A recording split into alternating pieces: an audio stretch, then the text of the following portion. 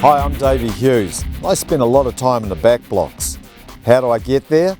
In my D-Max.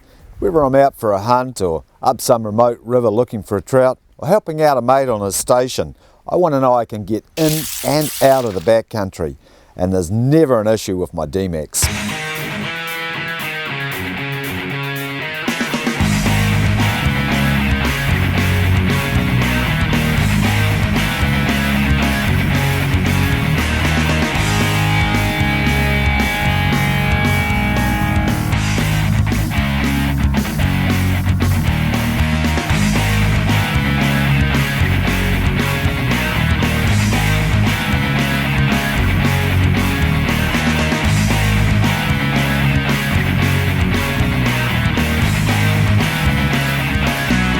It's one thing to have a whole lot of flash four-wheel drive accessories in the back of your truck, but it's more important to know when and how to use them. Let me take you through some of the gear that I've got that comes away on every single trip. We've all got one of these, a shovel, and I use it to dig myself out of trouble. Or I can turn it over and I can use it as a pole to test the depth of rivers and bogs. A heavy set of jumper leads. And then in the rest of my kit, I carry one of these, a PLB, personal locator beacon. So if I've got to pop the pin, I've got a helicopter coming to save my ass. A couple of two-way radios, so if your mate's out of earshot, let's say he's on the other side of a river, you can keep in touch and he might be able to tell you where there's an obstacle or something you've got to watch out for. Then one of these, because most of the places I go to are pretty darn remote and there's no cell phone coverage, so a satellite phone means I can ring home or I can ring for help.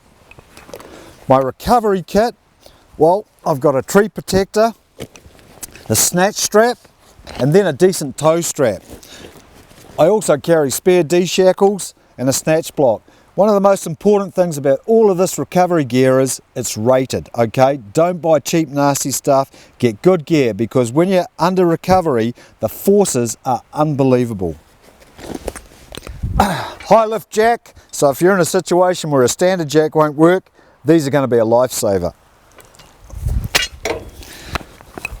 Then I also carry a lift mate, so if my truck is stuck in a deep bog and I can't get this jack underneath it, then what I do is just fit that onto the wheel, jack it up, pour some sticks or some stones underneath the wheel, drive out. A decent bull bar. Don't muck around with nudge bars, get yourself a decent bull bar. And if you're really serious about four-wheel driving, get yourself a winch.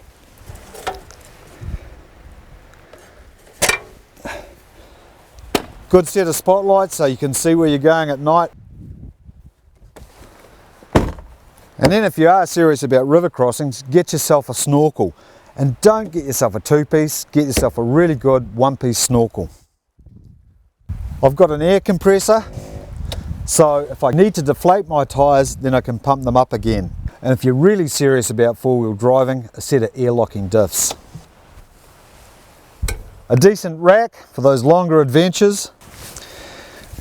And then probably one of the most important things on a four-wheel drive is a really good set of all-terrain tyres.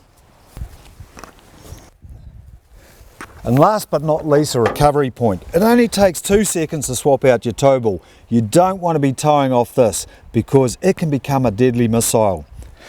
Well, that's pretty much all the gear that I take when I go on a trip.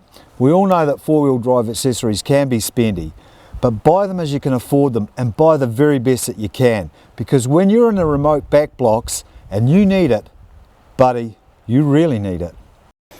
When you're out in the backcountry in your D-Max, show some respect for the environment and the people you share it with. I've put together some handy four-wheel drive tips, so check them out online. And then get out and enjoy the great New Zealand back blocks in your Isuzu D-Max. It's a hell of a truck.